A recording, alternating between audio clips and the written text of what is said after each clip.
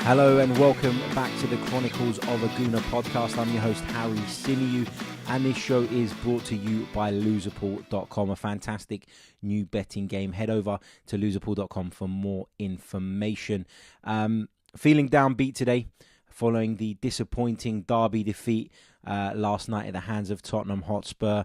No matter what the competition, no matter how high or low it sits in your priority list as an Arsenal fan, getting beat at home by your fiercest rivals is never easy to swallow, and it's always disappointing, of course.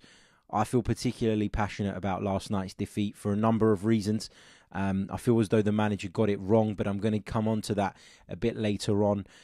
For those of you listening on audio, you may want to switch over to YouTube to watch this one, because I've got some visual props that are going to help me explain my points. Of course, for those of you that do wish to listen via audio, that's absolutely fine. I'll be explaining those in detail anyway. But yeah, feel free to check out our YouTube channel if you haven't already, and make sure you hit the like button and hit the subscribe button. It's ever so important in our growth. So thank you very much in advance for that.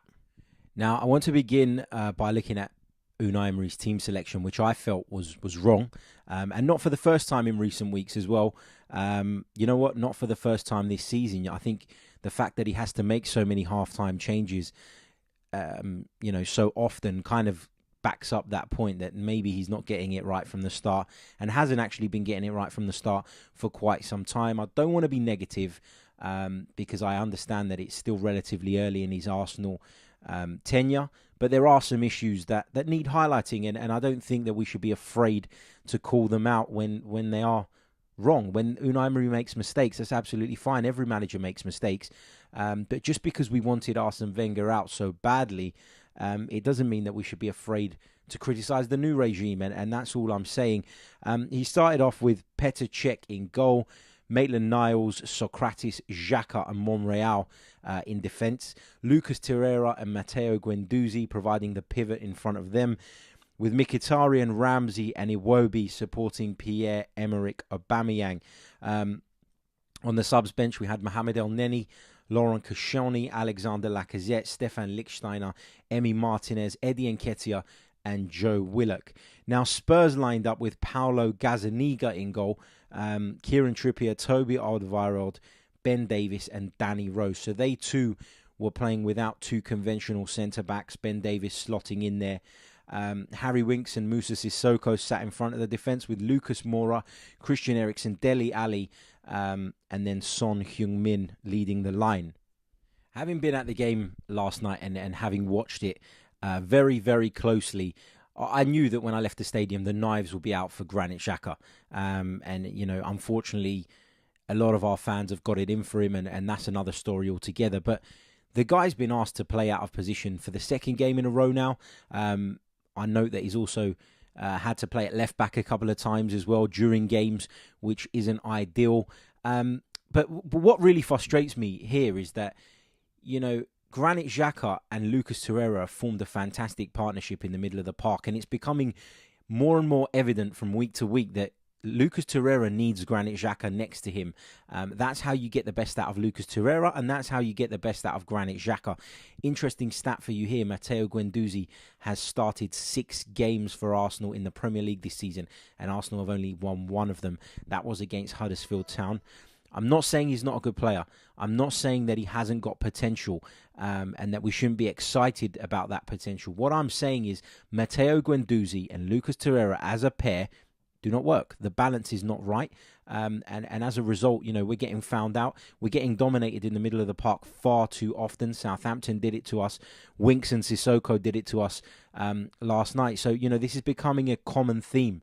And Unai Emery needs to address this, and soon. But aside from the fact that he's dismantled a partnership that has worked so well for the most part of this season, you're persisting with Granit Xhaka at centre-back when you've got natural defenders on the substitutes bench. Now, I'm not for a minute suggesting that Laurent Koscielny should have started last night, because Laurent Koscielny's been out for a very long time. We know it's a very horrible injury that he had, and the recovery is going to be a long one. It's going to be a struggle. It's going to be tough, and I think we can all agree that he looked particularly rusty down at St Mary's at the weekend. So Laurent Koscielny being left out didn't surprise me in the slightest. I think that was probably the right move.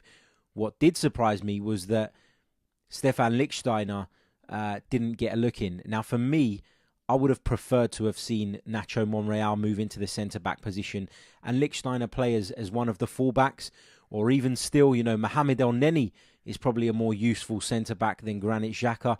There's just so many different things that Unai Emery could have done, and he's essentially weakened two areas of our field by putting Granit Xhaka in that position. For me, Granit Xhaka has to sit alongside Lucas Torreira.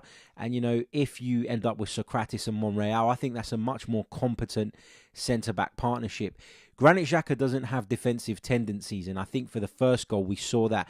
He seemed, and the second probably as well, but I'll come on to that one a little bit later on.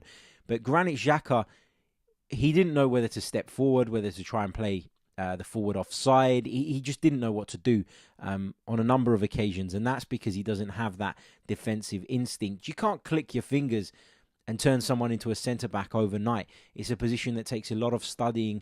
Positional sense is key in that area of the park, and if you haven't got that, and if you haven't worked on that throughout your career, it's very hard to just turn that on, and people need to accept that. So for me, the blame lies at Unai Emery's door. Stefan Lichtsteiner could have even gone in at centre-back, too. And I think he'd have had a better time, an easier time than Granit Xhaka, because he is a defender. He might be a right-sided defender, but he is a defender. He's a very experienced footballer. He's played in some great defensive teams, Juventus in particular. And so he will have a better knowledge of what it takes to defend than Granit Xhaka will. I think that's obvious. And that is a glaring mistake from Unai Emery in my book. And the first goal was caused by us not knowing what to do with a marker. And obviously the second goal came from a hesitation from both the centre-backs, which allowed Harry Kane to chest the ball down, turn and pick out Dele Alli. And Dele Alli's run wasn't tracked equally. So, problems galore at the back for Arsenal. And it is concerning because we're halfway through the Premier League season almost. We've played 17 games in that competition, but of course we've played lots of others in the Cups and the Europa League, and it just feels as though there's been no improvement defensively. And you can say I'm being harsh, but I think if you probably look into it, the stats will probably back me up.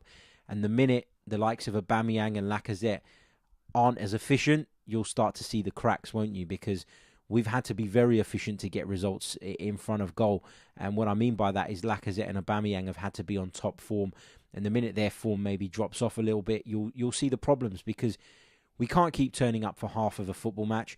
We can't keep allowing teams to take the lead. We can't keep allowing teams to run through on goal unchallenged. And there's a whole list of issues, and I could go on about this all day. I just want to quickly make a point about Ainsley Maitland-Niles. He was asked to play at right back yesterday. First, he was asked to play as a conventional right back in a back four, and then he was asked to play as a right wing back in the second half. Now, one of the things that impressed me about Ainsley Maitland-Niles when he first broke into the Arsenal team was his confidence in his own ability, his composure, and his maturity. Well, last night we didn't see any of that. I thought that Ainsley Maitland-Niles looked really low on confidence. Basic things like controlling and passing the ball just weren't happening. He looked hesitant to get forward, hesitant to take on his man. And, I know that he was played out of position. I know he's a midfield player. But as a midfield player, surely that means you've got more composure on the ball, and you're very confident with the ball at your feet and capable of picking out a pass. I thought he had none of that last night. I don't know if it's a dip in confidence. I know he's been out injured for quite a lot of this season, and perhaps, the confidence that he got from being included by Arsene Wenger hasn't carried over in the Unai Emery regime, which is a little bit strange because I suppose Unai Emery really praised him, didn't he, when he first came in? He spoke about how he could be a very good player and how he was a real part of his plans. That hasn't really materialised, though. And I thought that last night showed that when people talk about Hector Bellerin and criticise him, they don't have a fucking clue what they're on about, if I'm being honest, because Hector Bellerin gets up and down that pitch like no one else. Hector Bellerin makes our attacking football flow. with the fact that, you can play the ball out to the right and it's not going to break down with Hector Bellerin. There were countless times last night that Maitland-Niles gave the ball away, lost the ball trying to take on a player. There was a couple of times when we were pushing in the second half where he tried to beat his man. It just wasn't happening. He wasn't able to pick out a pass in the middle either. And, I think last night just demonstrated how badly we miss Hector Bellerin and how crucial he is to this team. I don't really want to go in too hard on Ainsley Maitland-Niles. That's not what I'm trying to do. He's a young player. He's got a lot to learn, a long way to go. But it just goes to show that, I've heard countless Arsenal fans in the last few weeks talking about youth and bringing through certain players and giving them a chance. Well, none of those players are ready, in my opinion. And they're not going to be ready anytime soon. So if Arsenal want the success that is desired, the top four finishes, the cup runs, and being competitive against our rivals, we need to buy ready-made replacements for these players. We cannot be relying on youth players and hoping that they break through. It's not going to happen, and it sounds horrible. Everybody wants to see youngsters from their club coming through, but that's not modern football. That's not the reality, and we need to catch up quick. Moving a little bit further up the pitch, I want to talk about Henrikh Mkhitaryan and Alex Iwobi. A lot of people are wondering why those two keep starting games, and you've got a fair point. I completely agree with you. I'm not sure why Unai Emery likes the pair so much. Is it that he likes them individually? Is it that he likes them as a pair, as a partnership? Is it because they work hard? Because they both do, to be honest. Henrikh Mkhitaryan works a lot harder than I thought he would when we initially signed him. I thought particularly in the first half last night he worked like a dog, and so I was surprised to see him come off at half-time. So the point I'm trying to get to is Mesut Ozil, for me, is a far better footballer than either of those two. So what justification is there for leaving him out and picking those two? Now, Mesut Ozil, there's been lots going around in the press, people saying that his injuries are not real, that there's a falling out with Unai Emery. And for the first time last night, I started to join that sort of bandwagon and agreeing with the notion that they probably have falling out. Because why else would you leave him out of the squad completely? It makes no sense. And Unai Emery came out and said it was for tactical reasons. Well, what tactical reasons? Explain. You've got Joe Willock on the bench. Why don't you have Mesut Ozil on the bench? All due respect to Joe Willock, but he's not going to come on and change a game for you, is he, when you're in trouble? So, you've got a potential game changer in Mesut Ozil, and you don't want him around the squad for whatever reason. You keep saying that he's been left out for tactical reasons. Well, explain it. What are the tactical reasons? You can't talk about physicality all the time. That doesn't wash with me. Football is not just about being a brute and barging into people. Mesut Ozil's a very technically gifted player, very creative. And yes, from time to time, his form dips and you have every right to question that as fans. But to leave him out completely makes no sense to me. He's better than Iwobi. He's better than Mkhitaryan.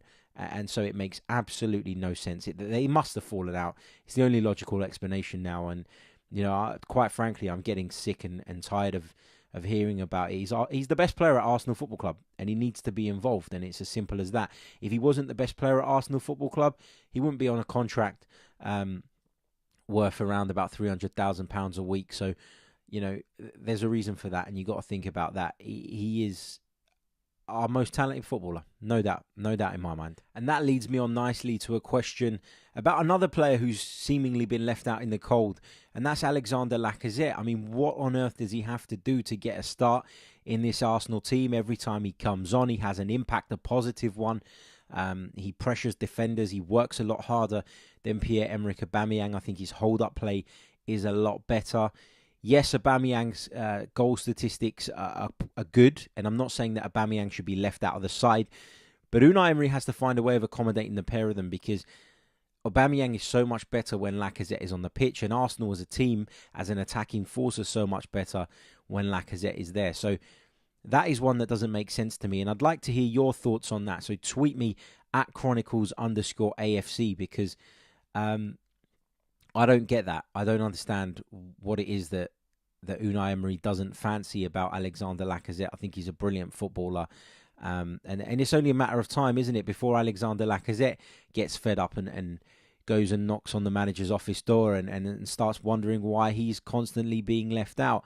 Unai Emery would turn around and say it's tactical, and that he feels that the team doesn't have the right balance. I think he said something along those lines earlier on in the season, and that's fine, but we can't bloody defend anyway. He's obviously not seeing any benefit from leaving him out of the team, is he? Because we're not tight defensively as a result of that. We're not particularly dominant in midfield as a result of Lacazette being left out. So for me, it makes no sense, and it's only a matter of time before Lacazette gets fed up too. And I just get the feeling that Unai Emery's starting to lose a little bit of control in the dressing room. Players will start getting fed up. Aaron Ramsey's another one. I know he hasn't signed a contract, and I know he's likely to leave in the summer. But, Aaron Ramsey, when he's played, his performances have warranted him being in the side. He's remained professional. So I think the manager needs to do the same when picking the team. And Aaron Ramsey needs to be considered more. And Alexandre Lacazette certainly needs to be in that starting lineup more often than he is at present. Now, I've spoken a lot about Unai Emery's team selection, Unai Emery's tactics in recent weeks. I don't feel that they've been 100% right. I feel that there have been some major issues.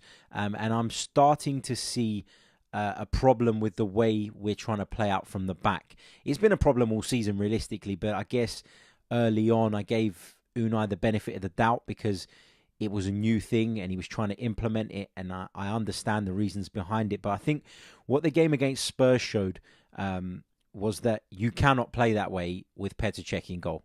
I think we all knew that deep down. I think we hoped he'd improve in that department, but it's not happening, is it? And for all Bernd Leno's faults and the fact that he comes out for crosses like a madman, you have to say that he's far more comfortable on the ball, far more competent in that department. And as a result, we're more successful in playing that way with him in the team. If, of course, we have to play that way. Now, what I've done here, I've got my little tactics board out, which is a Christmas present from me to me, seeing as nobody else buys for me anymore.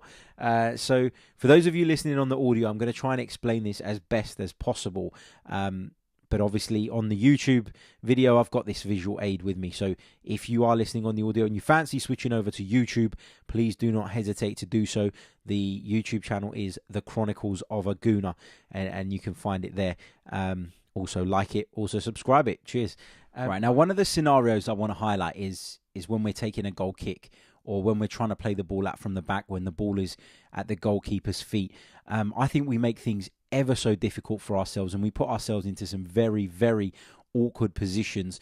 I'm going to show you as best as I can on this little board here. For those of you listening on the audio, I am going to try and explain it as best as possible, so bear with me. So in the instance where we have a goal kick, so this is your goalkeeper here, Cech, Leno, whoever it may be, and these are your three centre-halves.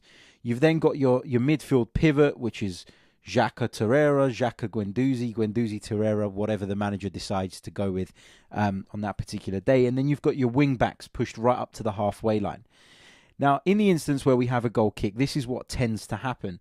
The two centre-backs, the right-sided one and the left-sided one, are asked to drop deep, almost to the byline and just wide of the penalty area in order to create the angle for the goalkeeper, with the central defender asked to stay on the edge of the D.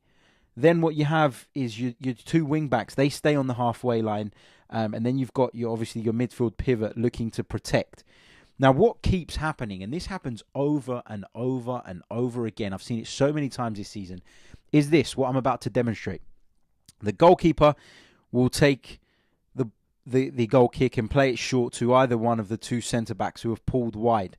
And your opponent just simply does this. They step further up the pitch. They shut out the gap between the centre-back who's now pulled wide and the wing-back. They also cover the channel in between the centre-back and the centre midfielder. And they do the same on both sides. And they push right up the pitch.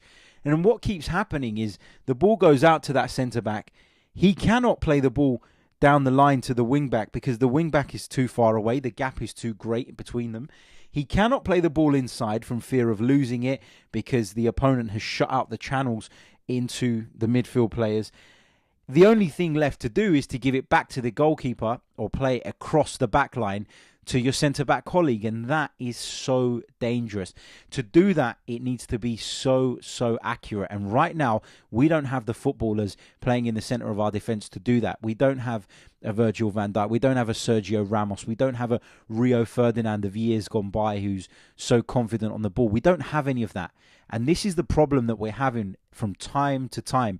They squeeze us up, they shut out all the channels, and we end up playing the ball from the centre-back, back to the keeper, back to the other centre-back, back across the goal to this centre-back, back into the middle. And it's just, we keep doing that until we find the way out.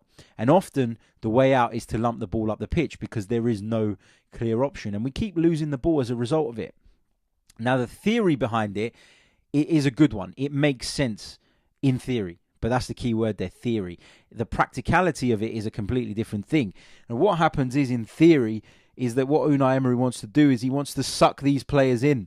He wants to suck your opponent in to thinking that they can win the ball, to thinking that they can dispossess you on the edge of your own penalty area. And the idea is that your passing is so good that you manage to play around them and then you've got space in the midfield to drive at their back line. That's the theory, but it doesn't work. It's not happening at the moment. And I just feel that at this moment in time, Unai Emery needs to rethink this. He needs to abandon this.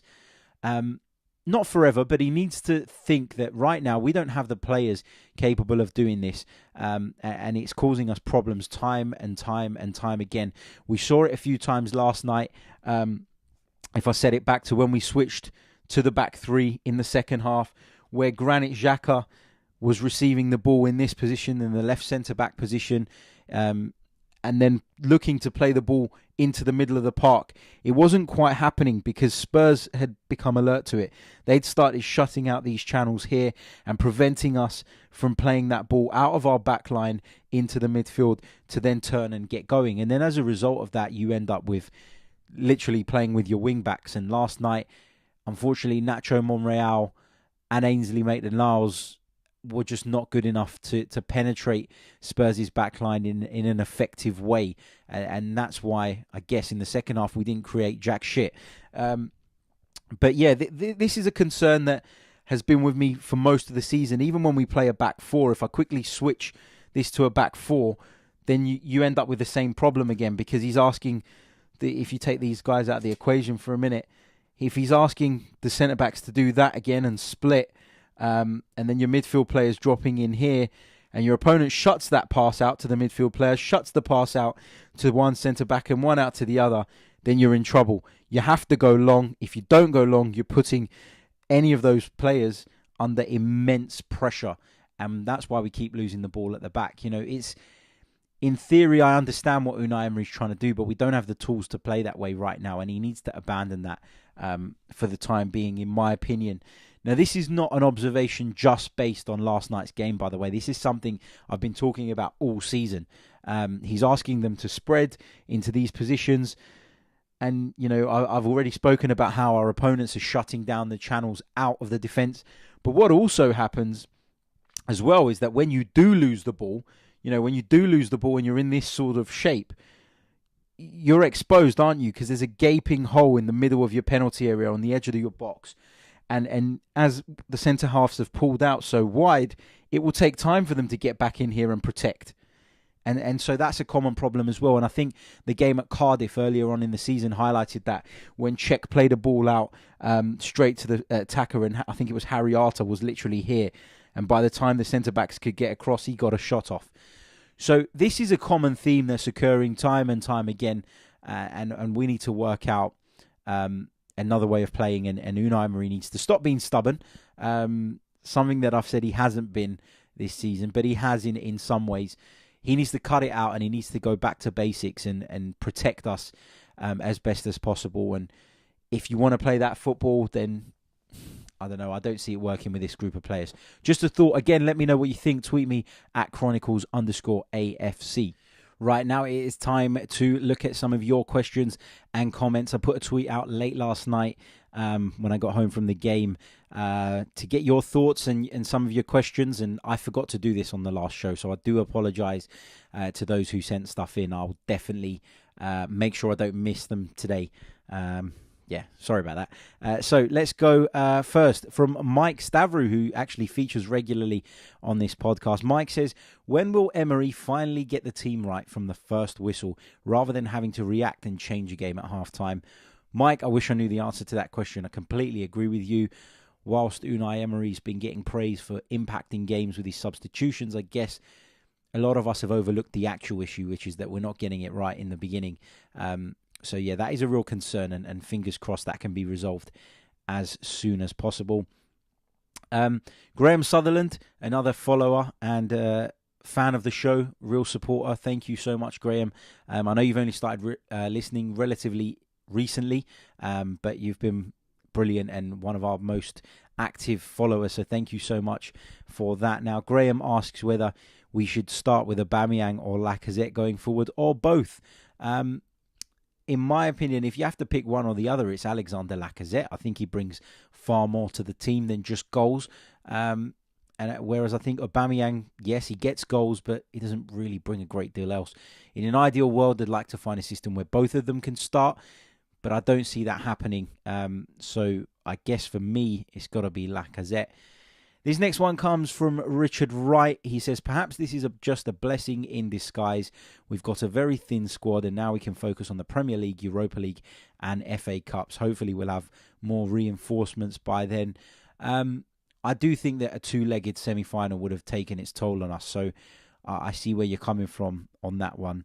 But you know what? I'd have personally been happy to have seen him get through the Spurs game and then drop players and start picking youth players in the semi-final. I wouldn't have been that bothered had we beaten Spurs. I think for me it hurts a great deal more because it was against them. And you know, rightly or wrongly, that's just how I feel. Interestingly as well, during the day I put a poll out where I asked whether people were feeling confident. I asked for people's predictions and the options were Arsenal win, Spurs win or penalties. 77% of you voted an Arsenal win. Only 10% voted Spurs victory and 13% of you thought it would go to penalties. Thank you to everyone who took part in that poll. Keep an eye out on the Twitter page. There'll be more of those coming. That brings us to the end of another episode. I'm not going to wish you all a Merry Christmas just yet because we'll be dropping one more episode after the Burnley game before the Christmas holiday kicks in. So yeah, thank you once again for listening. Thank you once again for watching. For those of you who are with us on YouTube, don't forget to subscribe, guys. Don't forget to like. Don't forget to review us if you're listening on iTunes. Ever so important for us. So thank you very much. And thanks for your continued support. Don't forget this show is sponsored by loserpool.com, a fantastic new betting game. If you head over to loserpool.com, there's more information and you can find out exactly how it works. And I believe there is a pot with £1,000 prize at the moment for the winner. And you'll be surprised. If you know your stuff, you can win some serious money with this. So do head over to loserpool.com. On behalf of myself and everyone else involved with the Chronicles of a Gooner, thank you very much for listening and watching once again. And we'll be back on Sunday or maybe Monday. Haven't decided yet. Probably Monday. Until then, guys, take care.